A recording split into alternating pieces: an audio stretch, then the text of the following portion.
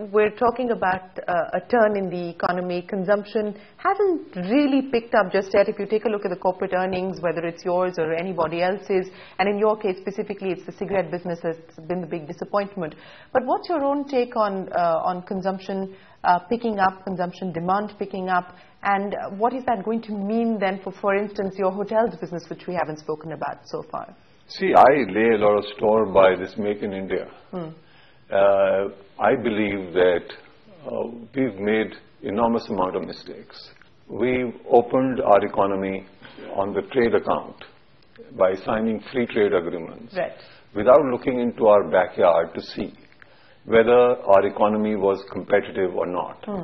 So as a result, we find that people have, and we've allowed people to take capital out to invest overseas. So we now find that people have gone and invested in China, they've gone and invested in Thailand, Indonesia, and they are now serving the Indian market from elsewhere. So in a sense, in many cases, the interest of Indian capital that has gone abroad and the national interest is at divergence. So it will be a while before therefore this Make in India is an extremely important one, because it focuses on competitiveness of the Indian economy. Only the Indian economy becomes extremely competitive will capital begin to flow here. And once that happens, then jobs will get created, and incomes will come, and savings will come, Make in India and consumption will grow. Make in India is the ambition. To make India truly competitive is a different story altogether, and you will first have to make India competitive before you actually realize the Make in India dream. But do you see enough but you're asking about consumption. Yeah, but I'm saying, do you see... you're asking about consumption. Consumption only has to follow livelihoods.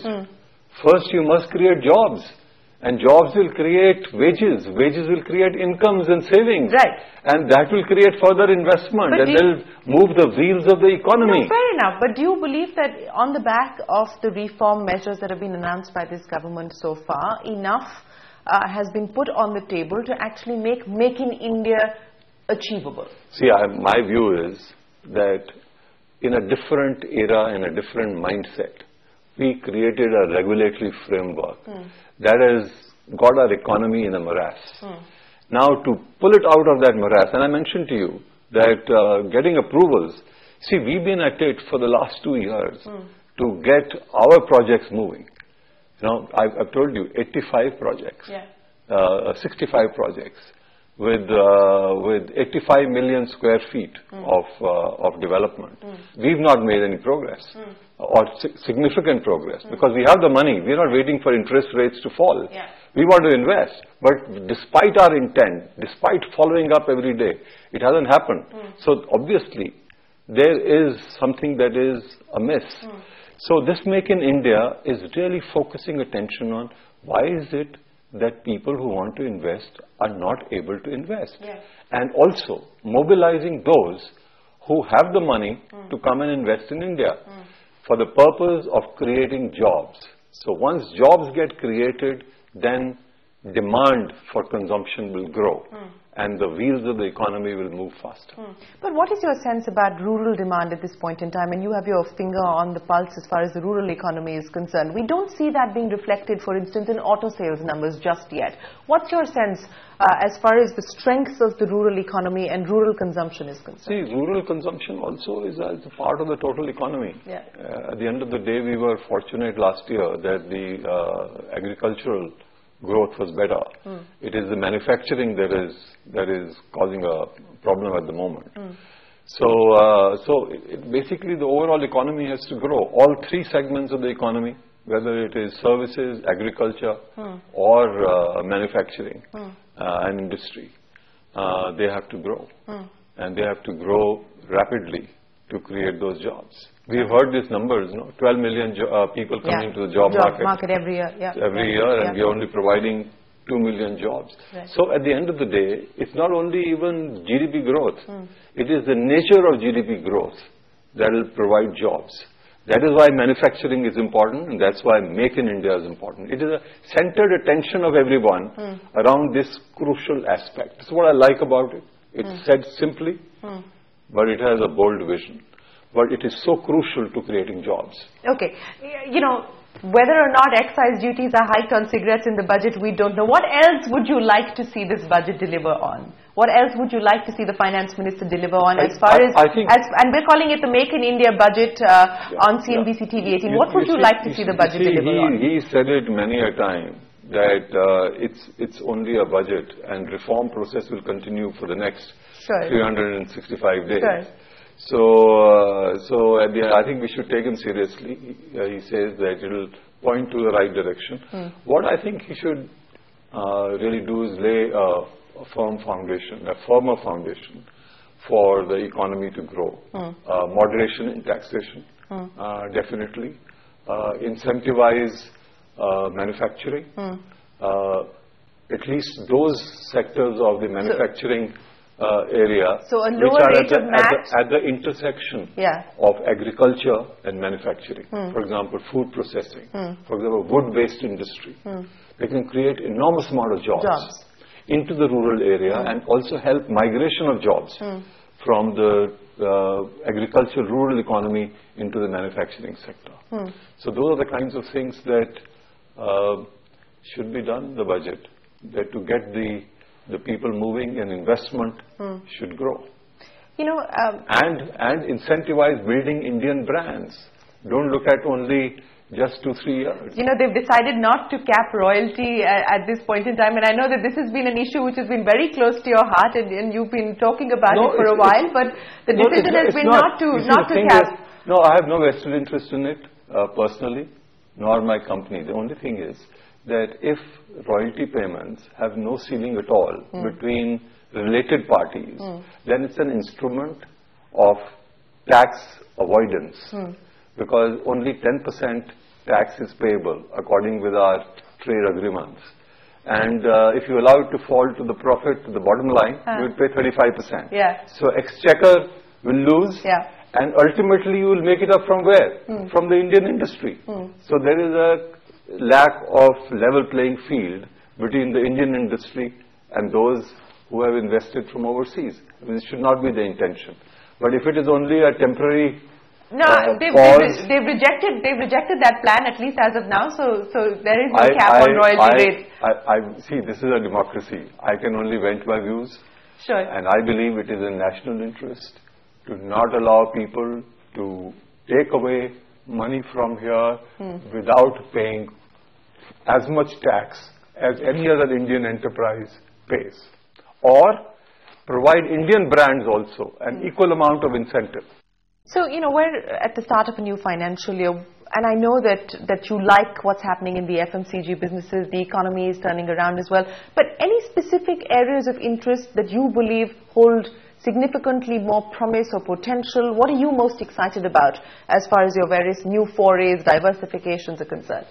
So in a growing economy and a developing economy, all our portfolio of businesses are all in areas that are important to the national economy, whether it is in agriculture, whether it is in the area of hotel and travel and tourism services, or information technology, or packaging and paper, or it is in the fast-moving consumer goods area. Or it is in the area of retailing. We are of the belief that all these areas will fuel ITC's growth, providing we end up being market leaders in information technology? Information technology also. But I mean, you're not in the reckoning as far as the IT services space is concerned at this point in time. So what is the aspiration or the ambition on the IT side? I agree with you, but there is, this area is going to grow manifold. And there is room for niche players, high-end niche players. Okay. There is room for those. When you say high-end niche players, what segment of the market would you like to address? In every segment of the market, there is a high value-added end of the market that you can occupy. You can specialize in areas. Okay. So we've got a new chief executive for your infotech business. A lady. And she's very confident that we can grow this business. And also this business helps ITC to also be digitally savvy. And we are using information technology in every area of ITC's. But this is not going to be a captive business for you. This no, is no, it is not. Yeah. It is not. No. So what is going to be the ambition then as far as this business is concerned? Because this is interesting. This is the first time that we're talking about it. So this is an interesting one. To grow faster than the market is growing. And at a point of time, there will be a tipping point when we can really, No, but do you aspire to be the big moves? Do you aspire to be in the TCS, Infosys, Wipro, HCL Tech Mahindra pecking order? Is that the aspiration? See, aspiration is there, but whether that aspiration will get fulfilled in the foreseeable future is the kind of question that you would like to ask, perhaps. No, I think it will be a long haul, but it can be a very profitable and an area where you operate in niches and can create high value. What is the size of the business today? It's about 1,200 crores. Okay, and are you looking at... It's not that small. Yeah. So you can grow it inorganically and organically both. Are you looking at inorganic growth? Because I would imagine if Sushma Rajagopalan has got the remit to look at both avenues of growth. Domestic, or you're looking at companies outside of India as well? Both. And again... Anywhere where there is an opportunity. So a niche IT services player is how you would like to position the ITC Infotech business. You could do it organically and inorganically. Yeah. What is the aspiration in the next 5 years, and how much are you willing to put in terms of capital, etc., behind this business? What is the war chest that you've given her? I commend to you, it's a separate company, although it's a wholly owned subsidiary. But I think you should interview her sometimes. But what is the war chest you've given her for the inorganic growth? Like I am the chief executive of ITC, she is the chief executive of that You're business. the chairman of ITC as well. Hence my question to you. So you said you've given her the remit to go out there and do inorganic growth. We are in the planning cycle. She came on board only about 6 months ago. The first plan she's going to present to us is going to be in the next month. For the next financial year. I'm smelling another headline. I remember in 2005 you gave me a very big headline when you said that our aspiration is to be India's #1 FMCG company. What is the aspiration for the IT business? No, we have a similar aspiration. We have a similar aspiration, not #1, because it will be, words don't take much to utter out. But I think we are laying a lot of store by information technology also.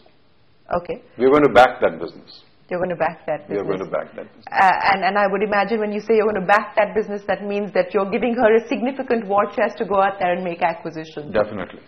And could we see an acquisition perhaps at the end of this year, year? I have no idea. I think she has to come with the plan. And acquisitions don't come by, saying that we will have one acquisition. You are always on the hunt. And when you find something, a right candidate, at the right price, and you can strike a deal, then you go and strike a deal. Okay. Yeah. You don't give out these targets to people so that they can raise their prices. Well, now you've got them thinking, at least at this point in time, if you haven't reached out to a lot of them already. I have said enough. Yes. So that people can come to us. Okay. But not said that much as to raise their prices. All right. Well, that will be determined by the market. But that's as far as IT is concerned. What about hotels? Because it's been a down cycle for the economy, which has impacted the hotels business as well. Similar aspirations for hotels, or? See, hotels business is a part of the tourism business, and this business has enormous potential to create jobs. And we are in this business to grow. I believe that in the next 15 years, we should double the size of our hotels business. In the next 15 years? Yeah. Okay. And now giving you guidance for the next 15 years. Oh, yes, I know. But would that also continue to be through the organic route, or are you looking at inorganic, and are you also looking outside of India? Because a lot of your competitors are now looking outside of India as well. No, outside of India is not, because my belief is that unless you can bring something to the table that is superior to what the incumbent is able to bring to the table, there's no point of going overseas. Well, it's always a pleasure speaking with you, and I always, as I said, come away with several headlines from our annual interview. You've given me several this time around as well. I look forward to the next one, and thank you as always for joining us and spending time with us on CNBC TV 18. Thank you, Shereen. It's always a pleasure. Thank you so much, sir. On that note, it's time for us to wrap up this show. From all of us here, goodbye. Many thanks for watching.